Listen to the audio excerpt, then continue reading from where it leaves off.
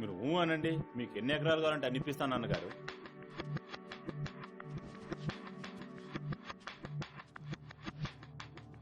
రా రా వాసు, కూర్చో. నమస్తే అన్నగారు. నన్నెందుకు మనుషుల్ని పెట్టి కొట్టించారు? అయ్యయ్యో, నేనెవరిని పంపించి నేను కొట్టమని లేదయ్యా. నీకు ఇలా జరిగిందని తెలియగానే నేనే వచ్చి చూద్దాం అనుకున్నా. ఎప్పుడు? మీ ముందే నడుచుకుంటూ వచ్చి కూర్చున్నాను. మొహం మీద గాయాలేంటని కూడా అడగలేదు ఇప్పటి వరకు. ఏంటన్నగారు? థ్యాంక్స్. మీరు ఆశపట్టట్టుగానే ఆ పాత సింహం చచ్చాడు. ఇప్పుడున్నది వేరే. మీరెలాగూ నన్ను ఊరికే వదలబోయేది లేదు. అందుకే నేను మిమ్మల్ని ఊరికే వదిలేది లేదు. వెళ్దామా వాసు? ఉంటానన్నగారు.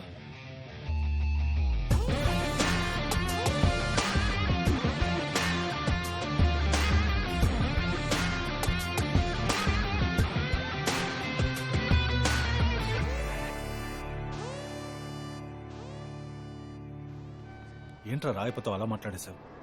వాడు నిన్ను ఊరికే వదిలిపెట్టట్రా. వాడిని వదిలేరా. పుట్టినప్పటి నుంచి వాడిని చూస్తూనే ఉన్నానుగా. వాడేం చేస్తాడో నాకు తెలుసు. తీసుకున్న డబ్బుకి విశ్వాసంగా మన ఏరియా నమ్మకుండా వదలడు. ఆలోగా మనం ఆ డబ్బు ఎక్కడుందో కనిపెట్టి దాన్ని ప్రజలకు పంచి అందరినీ ఏకం చేయాలరా. అదే వాడికి పెట్టే మొదటి ఫిట్టింగ్. బావా, నాకిప్పుడు నీకు వాడికి తేడా తెలియట్లేదు. ఇద్దరు ఒకేలా ఉన్నారా.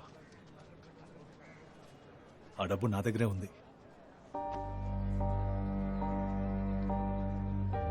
రా వెళ్దాం.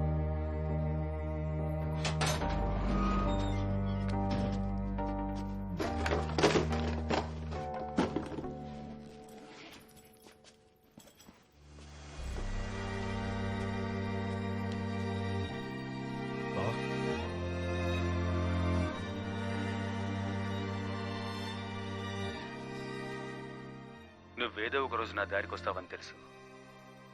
నువ్వేం చేయాలో నేను నీకు చెప్పను. డబ్బు నీ దగ్గరుంది. ప్రజలు నిన్నే నమ్ముకొనున్నారు. నువ్వేం చేయాలనుకుంటే అది చెయ్యి. వాసు, తోడుగా ఉండు వాసు. ఉంటాను.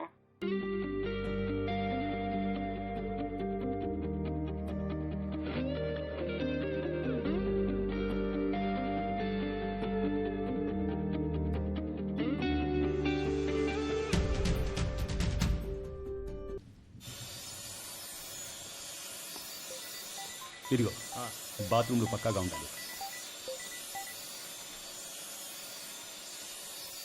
నేను చూసుకుంటాను సింహ. వస్తా. అన్నగారు చెప్పండి. రే రోషగాడా, నీ పేరు చెప్పి నీ ఏరియా నుండి 40 మంది పిల్లల్ని చక్కగా ఎత్తుకొచ్చా. వాళ్ల ఒంటి మీద ఓ చిన్న గీత పడినా నీ తలరాత మారిపోతుంది.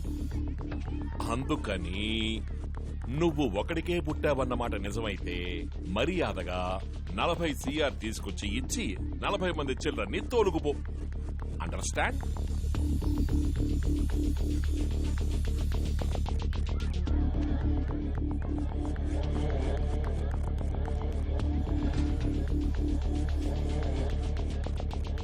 చెప్పు బావా. సరే,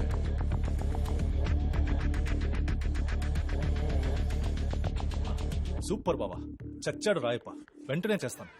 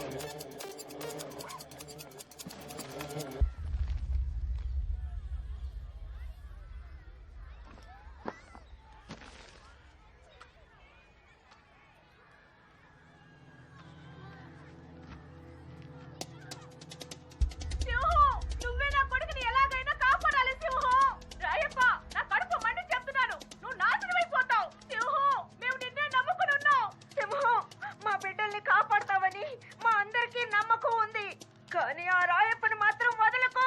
నిన్నే నమ్ముకున్న మమ్మల్ని మోసం చేసావు కదరా, ఇకపై మేము ఎవరో నీకు ఓటేయవురా. నిన్ను సీఎం సెల్కి ముందే వెళ్ళిపోయింది. వెంటనే నీకో ఫోన్ వస్తుంది.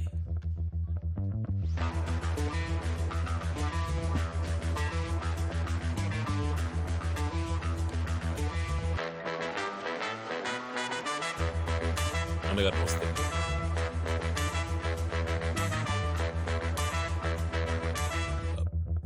ఇదిగో వస్తున్నా అన్నగారు.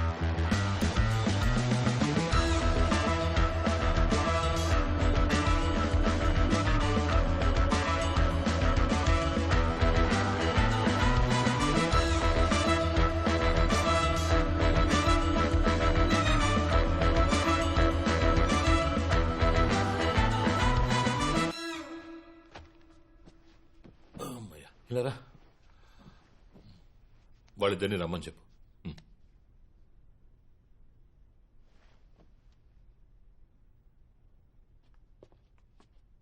నమస్కారం అన్నగారు. రారా అయ్యప్ప. బాబు నువ్వు అక్కడే ఉండు. నువ్వు అక్కడే ఉండు. కూర్చో కూర్చో. చెప్పండి అన్నగారు.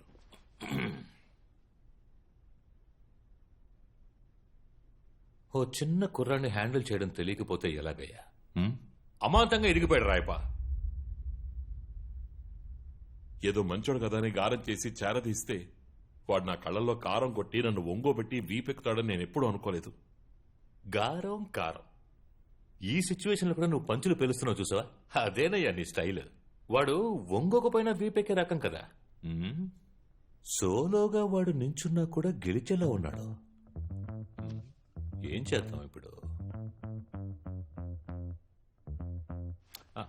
ఇలాంటి క్లిష్టమైన పరిస్థితి ఎప్పుడైనా వస్తే మన పార్టీలో ఎవరినైనా బలిపశం చేస్తాం కదా. నువ్వు మన పార్టీకి ద్రోహం చేసేవని చెప్పి నిన్ను ప్రాథమిక సభ్యత్వం నుంచి తొలగించేస్తే? అన్నగారు మీరు sorry sorry sorry sorry sir, తప్పు అనుకో. నేనేదో వాగుతున్నాను. వదిలే వదిలే, అలాంటిదే వదిలే. నువ్వు ఉదయాన్నే వాకింగ్ వెళ్తావు కదా? షుగర్ ఉంది. పోనీ నువ్వు వాకింగ్ వెళ్ళినప్పుడు నేను లేపేస్తే? అయ్యో రాయప్ప, మొత్తం సెట్ చేస్తాను. కుర్రాళ్ళతో చెప్పాను, చూడండి అయ్యా, రాయప్ప మిగతా వాళ్ళలా కాదు, తను మన పార్టీ కోసం ఎంతో కష్టపడ్డాడు, అందువల్ల పెయిన్ లేకుండా లేపేయాలి, కావాలంటే షూట్ చేసేయండి అని అన్నాను. ఏంటి మన కుర్రాళ్ళకి మనకంటే ఎటకారం ఎక్కువ. ఏమండే, వాడిని షూట్ చేయడానికి వాడేమన్నా గాంధీయా, కెన్నడియా,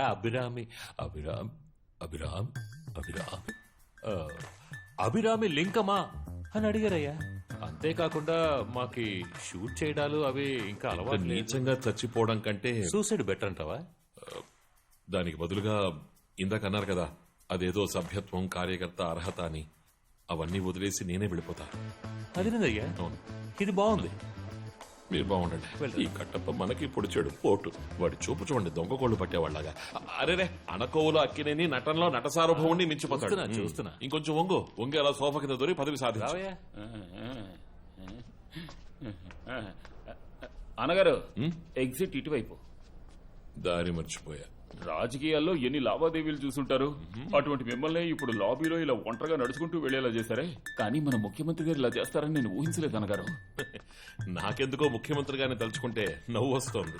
ఏ మన వాడున్నాడే, కట్టప్పకే గెట్టప్పులు మార్చి పౌడర్ పూసి బొట్టెట్టి లిప్స్టిక్ రాసి వెళ్ళిపోతాడ్రా. మీ మాటలను బట్టి చూస్తే నెక్స్ట్ సీఎం మన సింహం ఎలా ఉన్నాడే. ఇక ఈ ఏపీ పాలిటిక్స్ మనకి సెట్ అవ్వదు. కేరళ, కర్ణాటక, తమిళనాడు, బీహార్, ఒరిస్సా, మహారాష్ట్ర అంటూ పోయి లాటరీ టికెట్లు అమ్ముకోవాల్సిందే. టాక్సీ. కూర్చో. లేదు పర్లేదన్న. అరే పర్వాలేదు, కూర్చోవయ్యా, కూర్చో. అణకువ ఓవర్గా ఉంది. అయ్యో సారీ. ఓ 25 ఏళ్ల క్రితం నన్ను నేను చూసుకున్నట్టుగా ఉంది. కానీ స్లిప్ అయి కింద పడ్డావు చూడు. మేము 1 బాల్ వేస్తే నువ్వు 10 బాల్ వేస్తున్నావయ్యా. అదరు కొడుతున్నావు. సరే, నా పేరేంటో చెప్పు. అయ్యో అన్నగారు, మీ పేరు నేను చెప్పడం ఏంటన్నగారు? షయ్యా? అబ్బా, బాగా షయ్యా. అణకువ. కానీ నువ్వు సిగ్గుపడుతున్నా అందంగానే ఉన్నావయ్యా. అది సరే గాని నా పేరేంటో ఒక్కసారి చెప్పు. I'm waiting. గౌరవనీయులు, పూజనీయులైన ఆంధ్ర రాష్ట్ర ముఖ్యమంత్రి శ్రీ ఎం నాగరాజు. ఆ పేరు కాదు, ఇంకో పేరు. అది నాకు స్ఫూర్తినిచ్చింది. అది ప్రజలకు ఇంకా గుర్తుంది. నాన్న ఆ పేరు చెప్పు ఆ పేరు చెప్పు. అవతారం. అవతారం. ఇప్పుడు మామూలుగా దేవుళ్ళే కదా అవతారం ఎత్తుతారు. మరైతే నేనే కదా పార్టీకి దేవుణ్ణి. ఏంటి ఐస్ పెడుతున్నావా? అయ్యో ఐస్ నీళ్ళు అన్నగారు. Ice ice. అరే యాక్టింగ్ అదరగొడుతున్నావు. నువ్వు త్వరలో నాకు ఫిట్టింగ్ ఎట్టేస్తావు. అది అక్కడ పెట్టా ఎందుకు చేతిలో పట్టుకున్నావు? వదిలితే ఓ పెట్ట కదా చెప్పనా సరే నా భుజం మీద చెయ్యేసేలా ఉన్నావు. దగ్గరికి రా. చూడమ్మా, నువ్వు నాతో ఉంటేనే నాకు సేఫ్టీ. ఇప్పుడు నేను మన రాష్ట్ర నిధి గురించి మాట్లాడడానికి ఢిల్లీ వెళ్తున్నా. నువ్వు నాతో వస్తావా? అభి మే హిందీ బోల్తా హై, కుछ कुछ हिंदी लिखता है, पढ़ता है. अभी दिल्ली में जाता है. तुमको हिंदी मालूम है? వచ్చానగా. बोलो. మై నేమ్ సింహాచలం అన్నగారు. ఇంతేనయ్యా హిందీ. కరెక్ట్ గా మాట్లాడావు. My name is Simhachalam. అంతే Hindi. Very good very Thanks, good. అన్నగారు. సరేరా మనం నడుచుకుంటూ ఢిల్లీకి పోదామా? సరే సరే అన్నగారు. నన్ను అరే ఆశీర్వదించండి. ఏంటిది? మర్యాద అన్నగారు. అరే ఢిల్లీకి నేనే వంగుతూ వెళ్ళాలయ్యా. అన్ని కేసులున్నాయి. మాజీ ఎమ్మెల్యే కార్యదర్శి అయిన రాయప్పని ప్రజా సంక్షేమ పార్టీ ప్రాథమిక సభ్యత్వం నుంచి తొలగించారు. పైగా జేకే నగర్ ప్రజల్ని మోసం చేసి వారి నివాస ప్రాంతాన్ని అపహరించాలనుకున్న ఆశీర్వాద్ సేవా సంస్థ మీద, దాని వెనుకున్న రాయప్ప మీద కేసు ఫైల్ చేయమని ముఖ్యమంత్రి ఆదేశించారు. రా బావా వెళ్దాం. రే మారేమనుకున్నాను, మళ్ళీ ఎప్పట్లా మొదలెట్టావంట్రా? ఇప్పుడు నువ్వు హీరోవా విల్లన్వా? ఓకే, కన్ఫ్యూజన్ గా ఉందిరా. బావా ఇప్పుడేరా మనిషిలా మారాను. ఇలాంటి వాళ్ళని ఇలాగే డీల్ చేయాలి. మనం ఒకేసారి ఎదిరిస్తే పూర్తి చేస్తారు. అది కరెక్టే. వీళ్ళు చాలా డేంజర్ బావా, కేర్ఫుల్ గా ఉండాలి. డేంజర్ ఎప్పుడు బయట కాదురా, మనలోనే ఉంటుంది. మంచో చెడు దాన్ని ముందు మనం గెలవాలి.